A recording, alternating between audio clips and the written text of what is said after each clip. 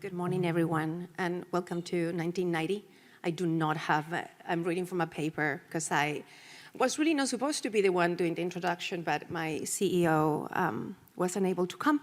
So here I am, I'm going to read from a paper. I'm putting my glasses, and I cannot see you anymore, which is great, actually. So I have the pleasure of introducing our first speaker this morning, Mary Flin.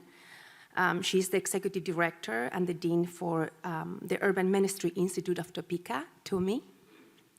TUMI offers seminary and leadership development with the goal of the urban ministry is to support the development of pastors and leaders that are better equipped to serve those who struggle most in our communities. And this is something that Mary and her team know very well, and I have had the pleasure to witness myself.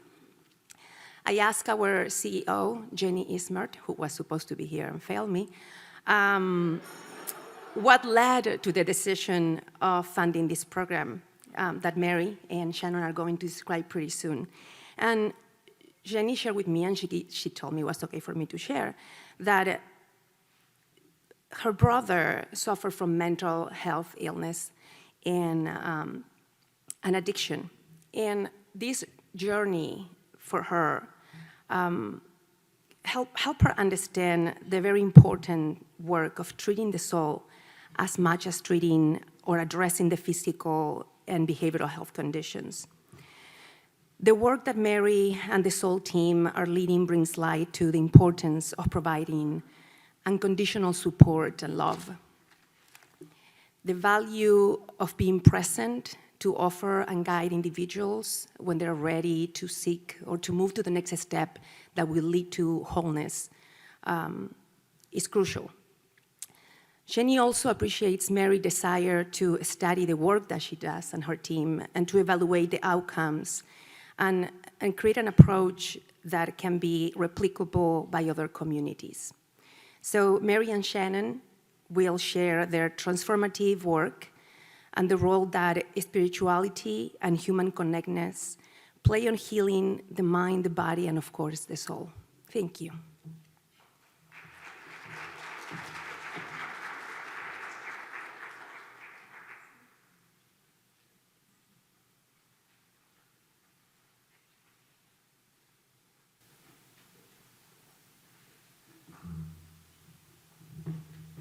Good morning. I hope everybody's had coffee because this is early for me. It's probably not early for anybody else. And I am on my first week without crutches after breaking my knee, falling off my bike, pulling out of a driveway. Don't ask any more questions. But what we're really going to do this morning is tell stories. We're going to begin in a little bit with Shannon's story, the story of a neighborhood leader, and then we're going to talk about the story of a neighborhood itself. So we have some objectives, and we're going to do our best to meet these, and we're going to find out at the end if we did. To be here is just the most amazing thing. And did everybody sleep all night long, or how many of us were up early?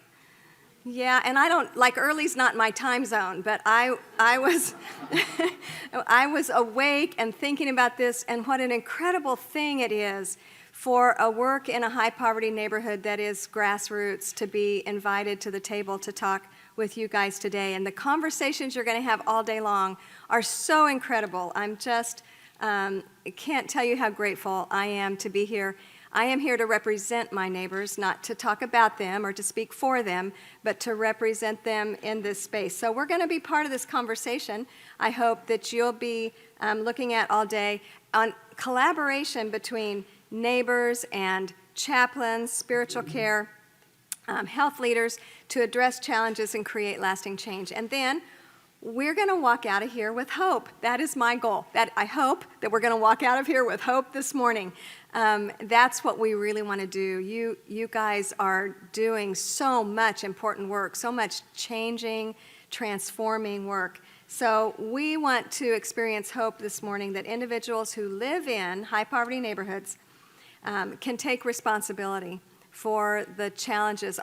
My neighbors are the subject matter experts for the problems in my neighborhood. They are. So the idea that neighbors can take responsibility and action in building community and internal resources, and then we're going to leave with an idea that might help move the needle. So we're going to do the story of a leader and then the story of a neighborhood. This is our team. You've met all of us but one, Lucia and Shannon and myself.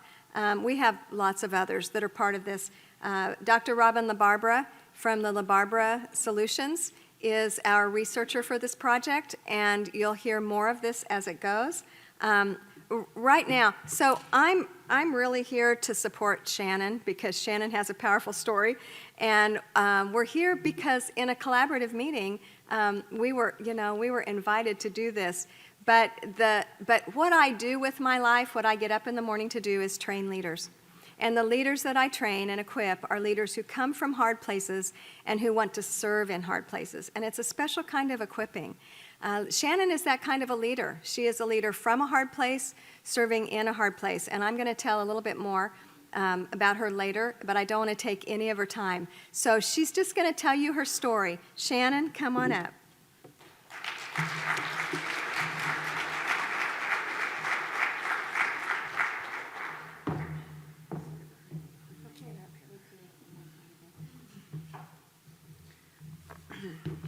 Hello.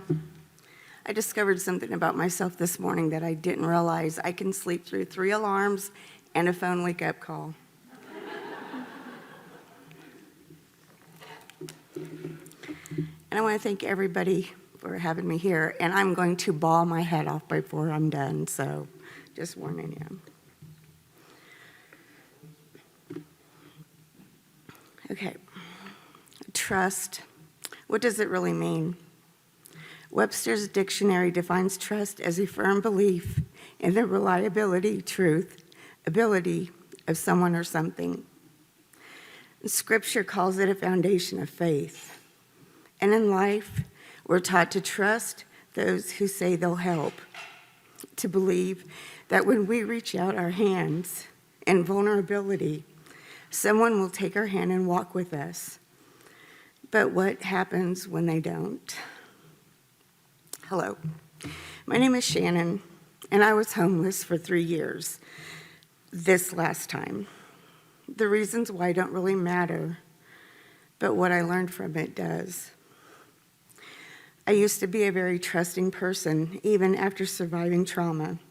I still believe in people, but homelessness changed that. Agencies changed that, with dry promises time and time again. Being lost mentally, spiritually, and physically changed that. I was stripped of my security, my dignity, and the ability to find anyone trustworthy. I was born into disappointment, not because of who I was, but because of who they wanted me to be. A boy, the wrong twin, and from that moment on, trust was broken before I even knew what trust meant. I ran from fist with words that bruised deeper than skin, into arms that promised safety, but gave me more of the same. Abuse, abandonment, betrayal. Each time trust slipped away further and further. Motherhood gave me strength, but trauma doesn't die, it waits. When I dropped my youngest off at college, I walked through those once quiet doors and heard my past scream, "Who are you going to hide behind now?" Not wanting to face it, I chose to mask it with meth, with madness, one abusive relationship after another, and each time I lost trust, not because I was living in a world where everyone else was, it was because my world became very untrustworthy. I tried to buy a home with my cousin to get off the streets. And he sold it out from under me after 3 years. He came home and said, "Hey, I sold the house, you've got 2 weeks to get out." At that point, I reached out to a local agency for help, and I was assigned a caseworker. We filled out pages and pages of paperwork. And she said, "Okay, I'll get these filed and be in touch." I thought I could trust her. I was supposed to be able to. 2 weeks passed and nothing. No word. After the 3rd week of not hearing, I called the agency, and she no longer Thank you. She no longer worked there. A second caseworker came, and she found out that the first caseworker didn't file anything. But now I was supposed to put my trust into this second one. At first, everything was great. We started over with the paperwork, and I thought, okay, I guess I'll try to trust her. Weekly visits turned into weekly text messages, which turned into, if I got an emoji from her, I was lucky. After months of doing this, I went to MAP. MAP is a mobile, thank you. And this agency is part of that. I talked to somebody there, and they said, well, we'll get you another caseworker. That was January of 2022, and I'm still waiting for that call. So who was I supposed to trust? I felt alone and defeated, but I thought, you know what? I'm going to get on, and I'm going to apply for Section 8 myself. And I was accepted, and I was so happy until my number came up, 1,568. Winter was coming, so I was supposed to trust the system now. In the meantime, a friend of mine let me put a shed up in his backyard. And I mean, put a shed up, I put it up myself, built it from the ground up. I was in it for a month after I completed it, and his landlord came over and said, hey, she can't live down there in that shed.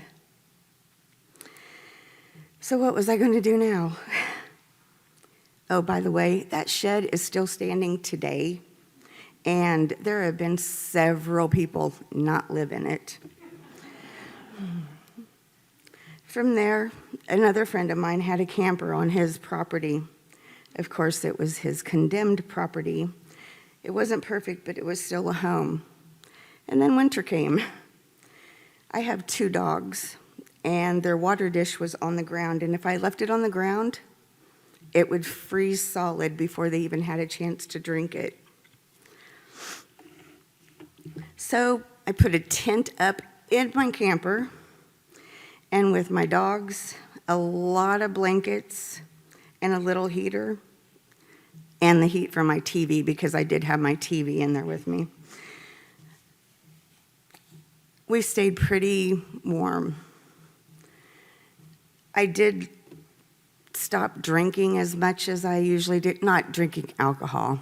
Meth was my problem, not alcohol.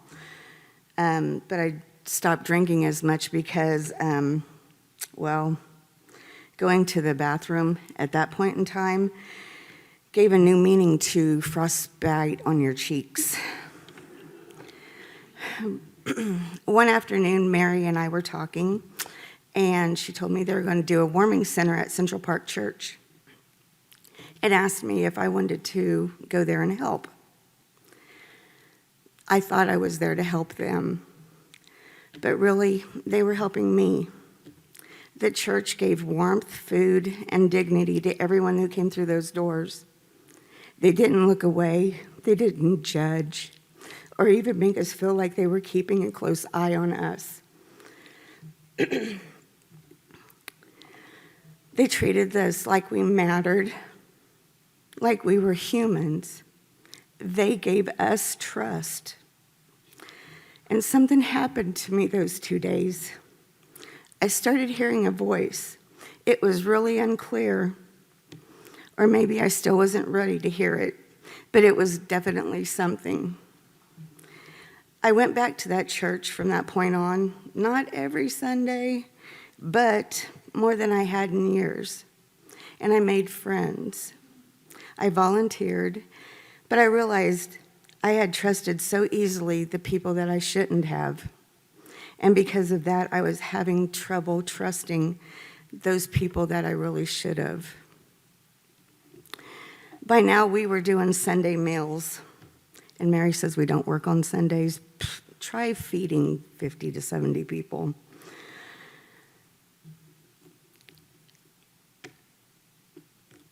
and my faith started to grow. I had these friends, one a chaplain and the other was a pastor's wife, and I was still using. Most of the time it was just once a week, though. And one week I thought, this is really stupid. Stop. And so I did. And it was that easy for me. And then Mary came up to me and asked me to do an interview with WIBW. And I thought, she's got to be insane. But there's a saying that goes around Central Park: you cannot say no to Mary. Am I wrong?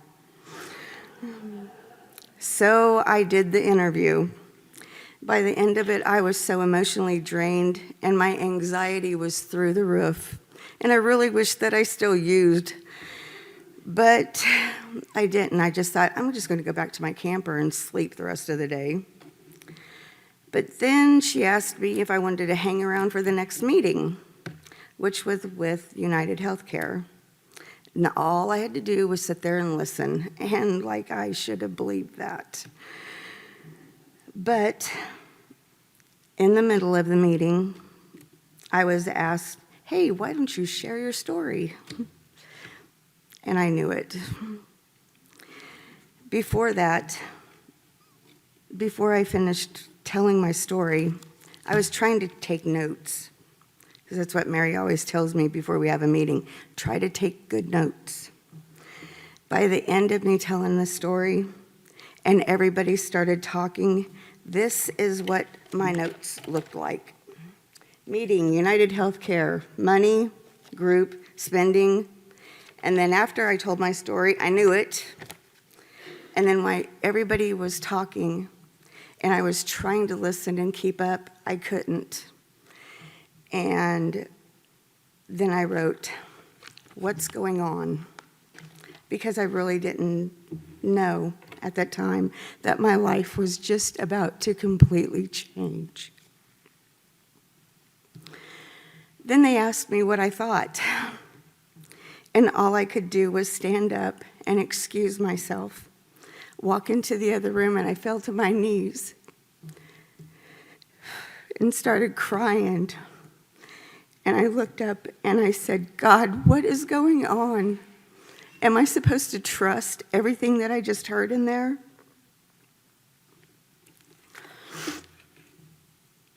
Well,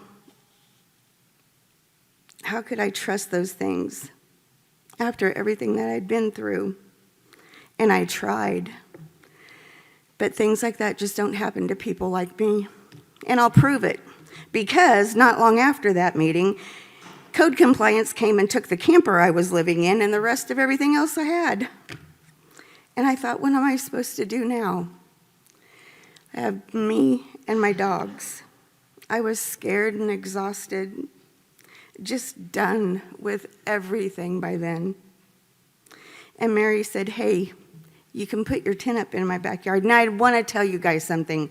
Mary did offer me a bedroom upstairs, but she had a 19-year-old blind cat and a small dog. I had 2 pits. That would have been a lunch for them. So instead of taking that chance, I chose to stay out in the tent with my dogs and my TV. And turned out, things that brought up at that meeting turned out to be true. And one night, laying in my cot with my dogs, watching my TV, I heard that voice again. And this time I could actually understand him. He said, with each move that you had to make, I was actually moving you closer to exactly where you were supposed to be. God had to take away almost everything I had in order for me to actually hear him. Since becoming the Community Health Navigator for Central Park, I've helped others walk out of their darkness. And it's because of you guys that I'm able to do that. 3 of our biggest drug dealers in Central Topeka have gotten clean. 1 works for Mears.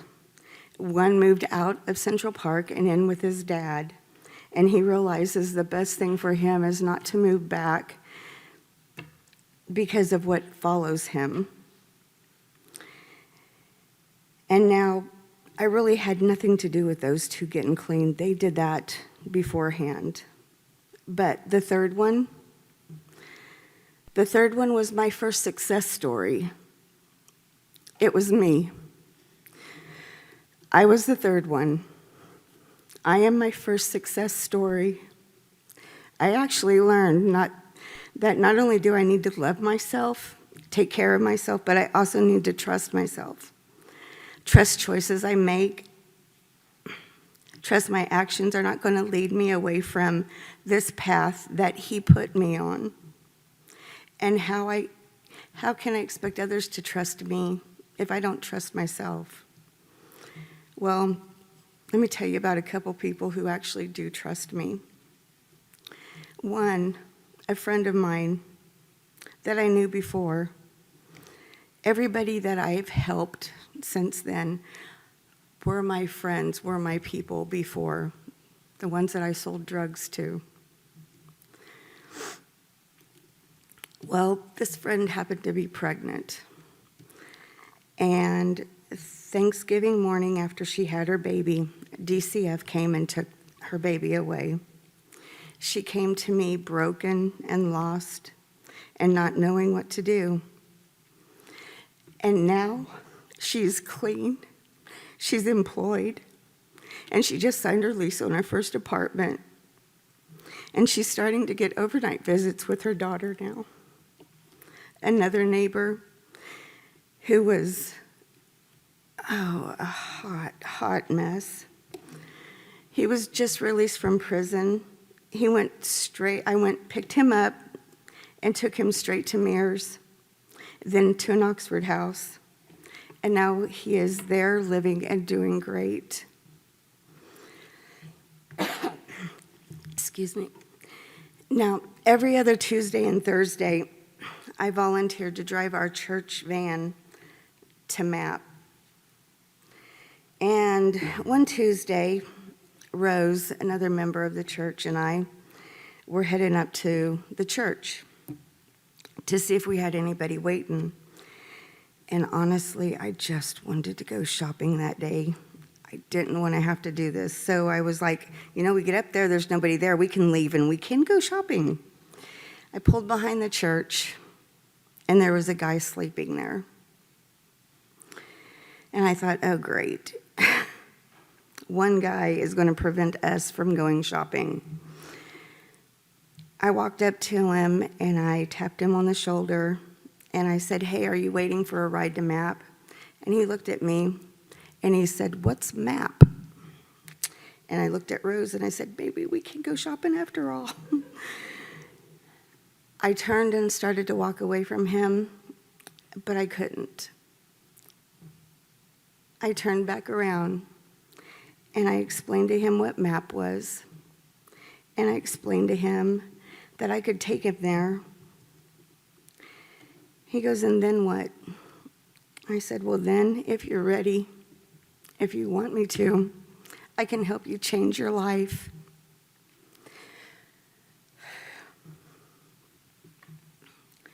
I'm not going to go into every detail about his story, but if you come to the table, I've either got it wrote out or I would be willing to tell you, because he is one of the success stories. I'm proud of every person who does this, but he's special to me. After a very long day, I ended up dropping him off at Vallejo Crisis with my business card, and I told him, I want you to go in there by yourself. I said, I can take you in there and stay with you until they take you in, but I think you need to walk these few steps by yourself. So call me, whether you go in or not, because I will not turn my back on you from this moment on. And I drove off and didn't hear from him and figured he didn't go in. 2 months almost had went by, and I was standing out on Mary's porch during Sunday dinner, and I heard somebody say, "Hey, do you remember me?" And I turned and I looked at him and I said, "Hey, I don't." And he said, "I'll never forget you, because meeting you was the best day of my life. Meeting you changed my life." And I realized who it was. He got up, and I gave him a hug and asked him what he had been doing. And he goes, "Well, believe it or not, just 3 days ago, I walked out of Vallejo and into an Oxford house. And tomorrow I have a job interview." He said, "I hadn't worked for years,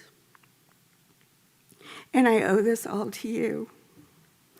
And I said, "Don't give me that glory, but I'll take another hug." He said he didn't call me because he put my business card in his book bag and didn't realize that he wasn't going to be able to take his book bag in, and he thought, "Oh, great." But he knew that he could find me at that dinner.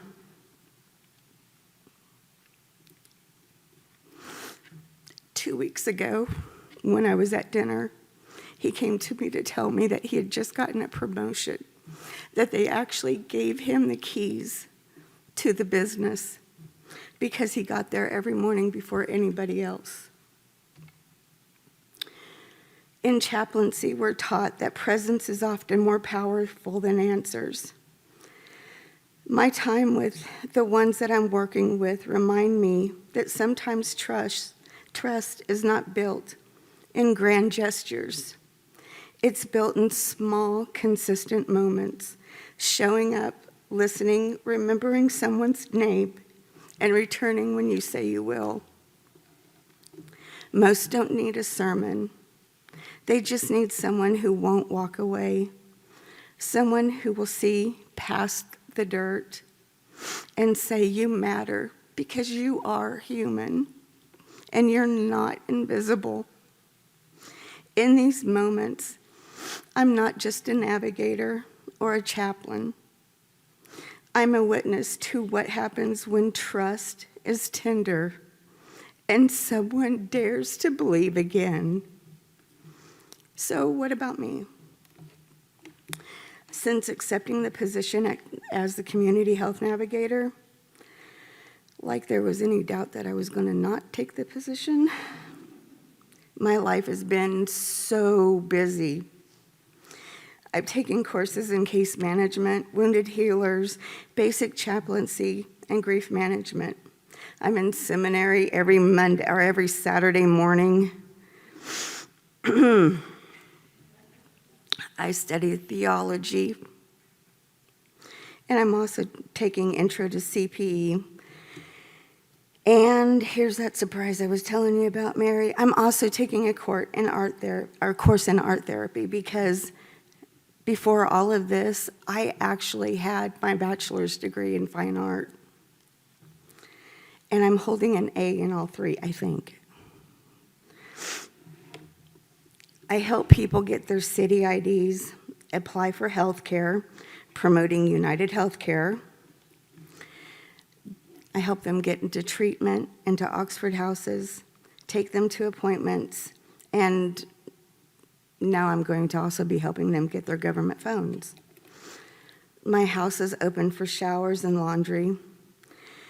Along with Sunday dinner, I also cook about 3 or 4 large meals a week and have 6 to 10 guys that come over there and eat it. People come and do their laundry. Just to be able to do this is my way of giving back. Letting someone come in and take a shower and wash their clothes so that they're clean when they're done are just something that allows people to feel humanized again. When I was in that camper, anybody in Central Park will let you or tell you that watermelon is my absolute favorite thing in the world. But I would limit the amount that I ate because I didn't have a bathroom in that camper. My bathroom was determined on how many empty Quick Shop cups I had. And if I didn't have enough, I wasn't eating a whole lot of watermelon. So, where am I now as far as trust goes? Well, I was recently told that in the Bible, God doesn't ask us to trust anyone but Him. He asks us to love, forgive, and serve selflessly. The only one that God wants us to trust fully is Him. Then it shouldn't matter if I don't trust anybody. Well, maybe it isn't trust that we're looking for in others. Maybe it's more these 5 things. Presence, which it doesn't take full trust, it just takes a willingness. Acknowledgement, someone to tell you, I see you, you matter. Compassion, when we're suffering, it doesn't demand trust, it offers grace. Accountable, just to be honest with me, because it doesn't take blind trust, it speaks with soft confrontation. Shared hope, you can't trust that you will always be healed. You need to believe that you can. At times, you need others to believe that for you. Trusting in God is about total surrendering to Him. But if we can find those things in others, then trust can begin to grow. When it's not demanded, it's gifted. I have 2 more quick things I want to share with you. First is a poem that I wrote, because when I do anything, it ends up in a poem. I've walked through silence, through grief and grace, where trust felt fragile, like lace in the rain. Yet even there, in quiet ache, God whispered, I see you, I won't forsake. I've held hands trembling with stories untold, written poems for souls, both young and old. And in each line, each breath, each prayer, I've asked, Lord, help me trust, help me care. Not every heart is safe to lean upon, but some are sent like morning dawn to remind me that love though bruised can mend, and trust through you can rise again. You taught me trust isn't blind or naive. It's the courage to stay, the grace to believe, to discern with wisdom, to forgive with light, to walk with others, but hold you tight. So I trust, not because I've never been hurt, but because you turned ashes into earth. You've planted hope where fear once grew and taught me to trust through lens of you. Lastly, Isaiah 43:2. I wasn't going to get out of here without a Bible verse. 43:2 says, when you pass through waters, I will be with you. And when you pass through rivers, they will not sweep over you. You see, sometimes you may feel like you're drowning, but God is always holding you. He hasn't forgotten you. He's still writing your story, the same as He's still writing mine. But now, I walk in faith. I serve with purpose. I speak with power, and almost crying. I'm not who I was. I'm who God is making me to be. And with that, I'm done. Thank you.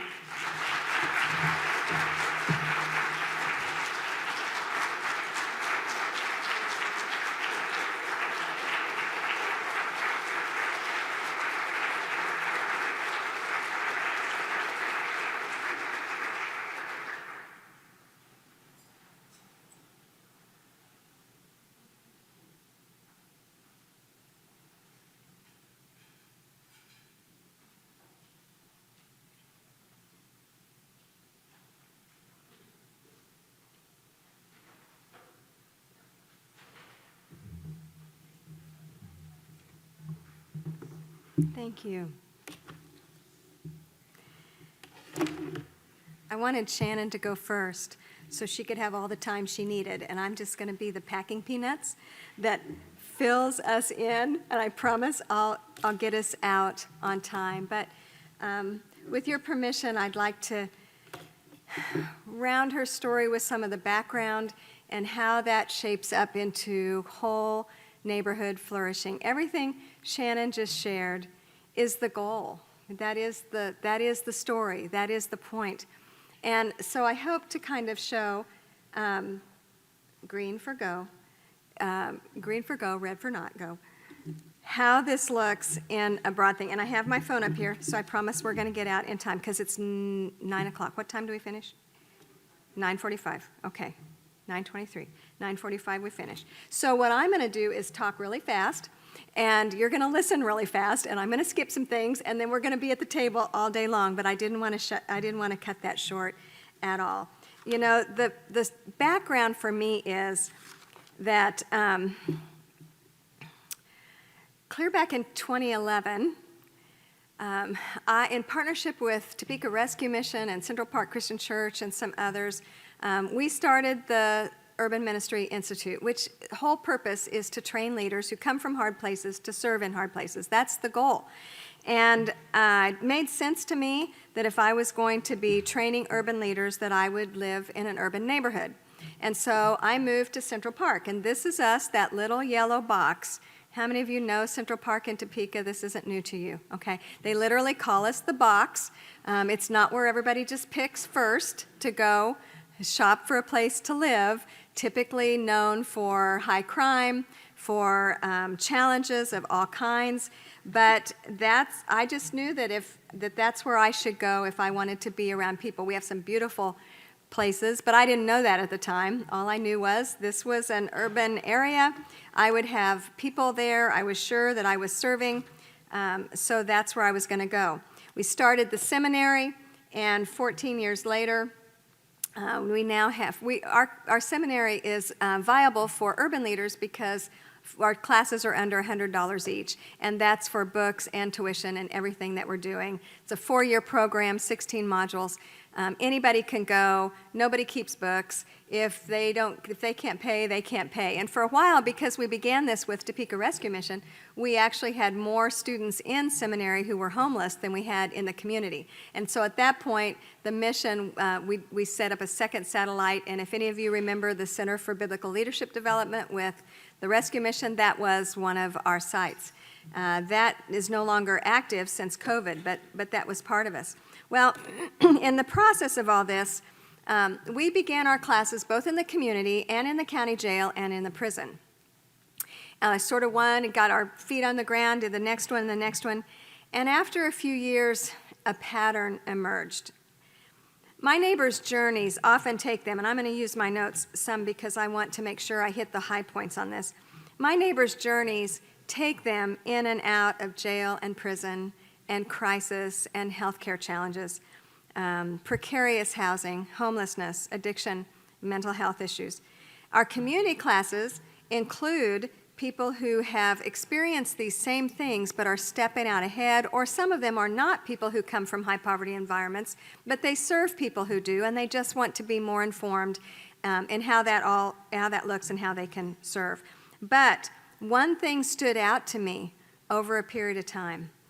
It became clear to me from many conversations in the jail, in the prison, in the neighborhood, that behind so many of the seemingly insurmountable daily obstacles, one key issue underscored their journey: spiritual distress, mostly due to grief and loss. Someone had died. Grandma or mom or sister or dad.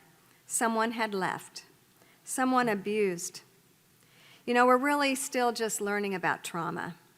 The academics are there, but you probably have felt this when you get into an actual conversation with someone who's experienced so much significant stacked trauma. The academics aren't very helpful. You find sometimes you don't know the person very well, and in spite of all of our work, we don't know what to do and don't know what to say. So in 2020, I visited a booth at a conference about chaplaincy. Now, I'm a seminary leader. I'm not a public speaker. I'm not a preacher. I'm not a pastor. I'm a seminary leader. So what I do is train leaders. That's what I do. I get up in the morning. We do this. But I went by this booth, and it was on chaplaincy, and something sort of compelled me. I signed the thing up, put my name on the list, and I started getting information from them. And they kept contacting me. I contacted them, and it finally hit me, maybe I'm supposed to explore chaplaincy because we're in the jail and the prison so much, right? And jails and prisons have chaplains, and so I'm trying to logic my way through this. So in 2021, I took the basic chaplaincy class, and then I saw these statistics, and I hope that you'll get a chance to just look at these. And the book in the lower left-hand corner is on our table. I can geek out on stats a little bit. I'm not a numbers person in figuring them out, but I love them. And I looked at some of these things, and I see that when spiritual care and health care are combined in healthcare spaces, there is a 75% of the individuals receiving spiritual care alongside their health care, who are people who are experiencing faith, experience 75% fewer episodes of suicidal ideology. There are some health things for those of you who are nurses here. The 57% reduction in high blood pressure, 63% improvement in cardiovascular function, all these good health things. Immunity improves by 56%. 74% in endocrine function. Now, you know, some of you may know, before the 1950s, we didn't, well, even really up until the last few years, you just didn't talk about spirituality and data at the same time. It was sort of intangible. Faith is an intangible thing. But this group that was pursuing human flourishing with Duke University and Harvard actually tracked and got the data, and the book is there, and you can see I've highlighted all the parts I love, and then for you who love to read the data, it's all in the back. It's this thick, but I love this book. But look what I saw. Alcohol use and abuse, 86% reduction. 84% reduction in drug addiction behavior.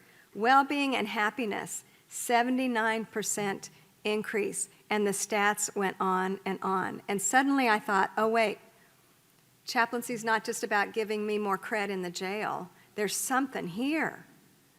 And then I thought, wait, why do you have to go to the hospital or the jail or the VA or the prison to have this spiritual care? Now, this is spiritual care alongside the church. This is not the church itself.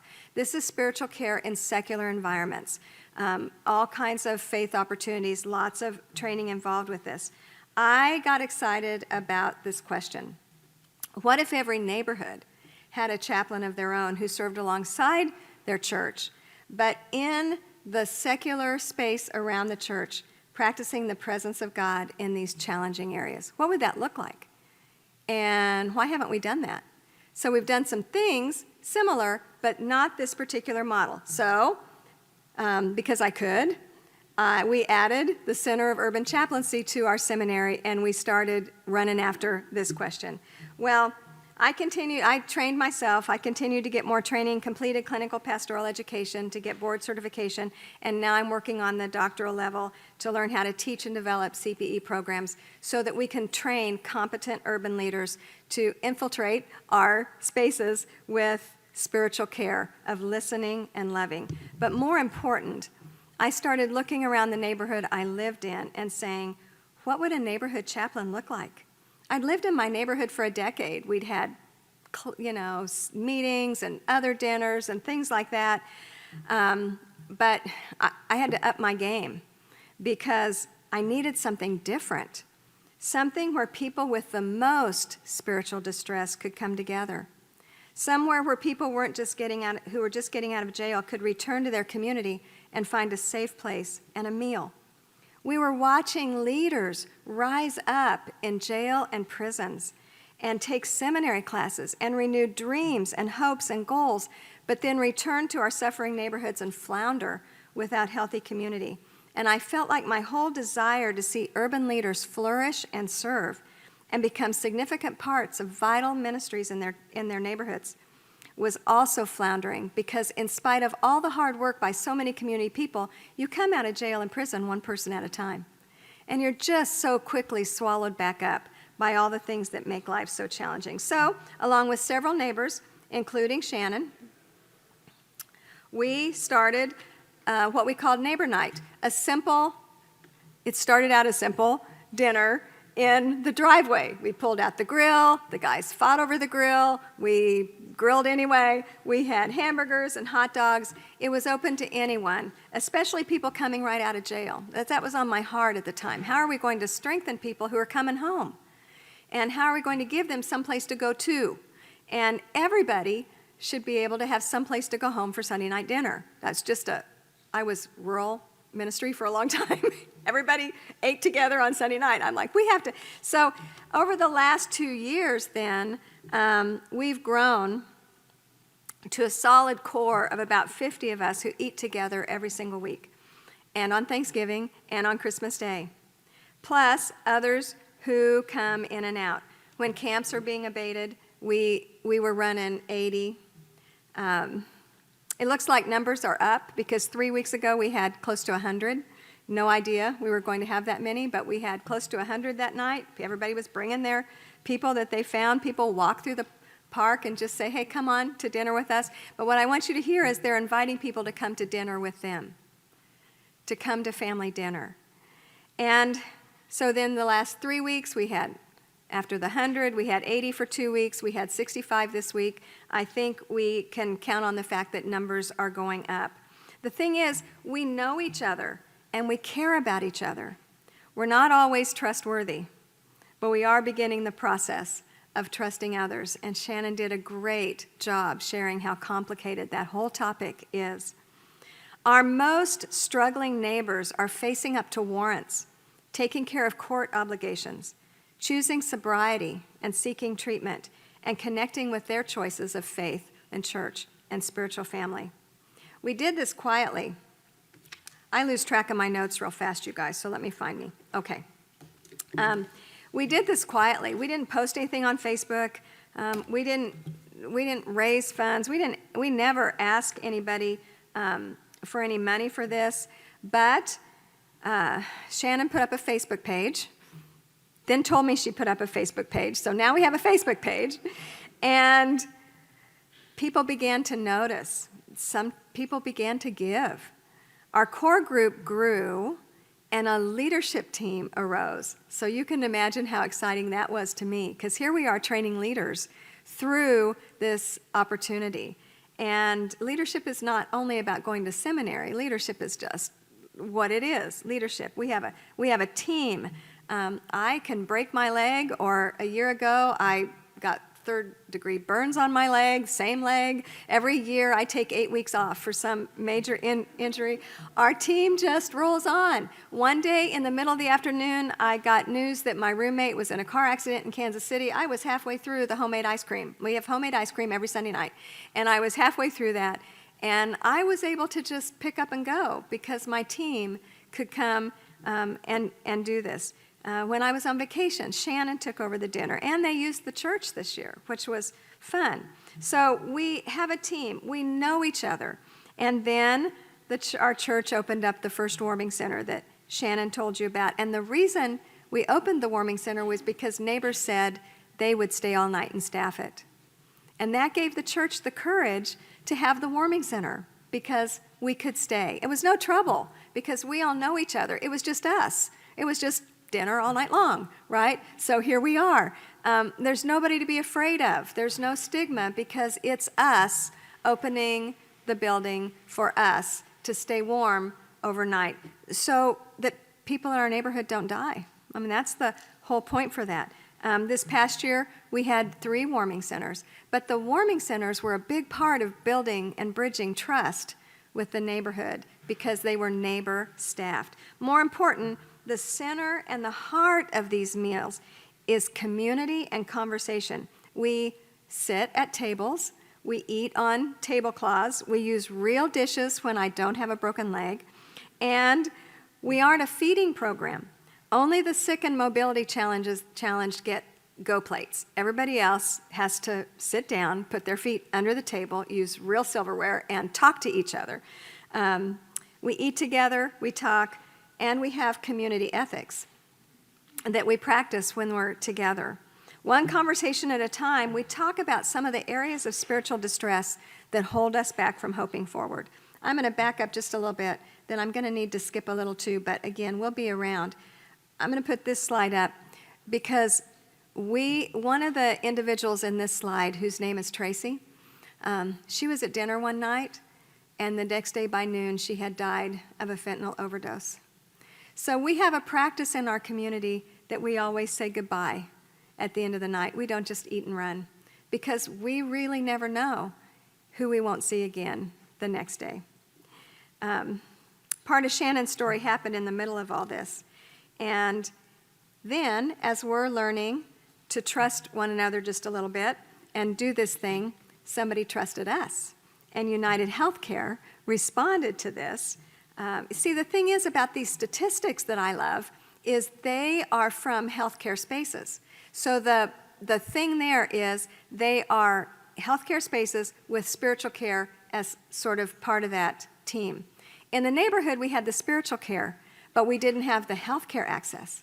So United Health came along and said, well, what if we give you a navigator, a position, so that you can begin to add healthcare to your spiritual care. So that gave us the opportunity to begin chasing these numbers. I'm going to move on because we're going to be able to have time to talk, and I'm down to 5 minutes. But let me share something at the end. I'll just buzz through some of these things. We expanded into a second Chaplain house so that Shannon could use the house that we were in at the time as a home office. So now we have Chaplain House 1, Chaplain House 2. Last Christmas, we shopped for everybody for Christmas. This year, we're not going to do that. We're doing something different, but we're going to do something. This is our researcher. I would like to draw your attention to this orange box. We track our crime rates. We hope to end up with really good, solid data at the end of this. Notice that orange box in 2023. That's crime in Central Park. That's assault in Central Park. Notice that orange box in 2025. Several steps have been taken to sort of do this, but here are the thing. When you look at our crime rates, you see theft is up, and it's going to stay up until some serious infrastructure changes happen. But I'm also going to say, and maybe Shannon will back this up, we report more because some of our neighbors got tired of our stolen stuff getting stolen. So more police reports are happening. But notice the person crimes. Notice that the person crimes are down. To me, that is what we're looking for when we talk about is spiritual care moving the needle. We have a blessing box. We raised money for a cluster mailbox so that our neighbors, 16 of our neighbors without addresses, can now get court mail, health mail, and the things. We have our church put up a naloxone. Noxalone, naloxone. I always have to practice that box so that we can help people stay alive until they hope. I want to tell you really quick about Deacon Brian, but I'm not going to be able to tell you much. But I want you to know that this is Brian. When I first moved into the neighborhood, I had to paint my house. And I grew up with Tom Sawyer, right? So I didn't have any help. So I got out ladders and paint cans and my own brush and started painting my house. And pretty soon neighbors started showing up. This was when I first moved into what's now Chaplain House 1. Brian was the first neighbor who showed up. And then other neighbors came, and my neighbors painted my house.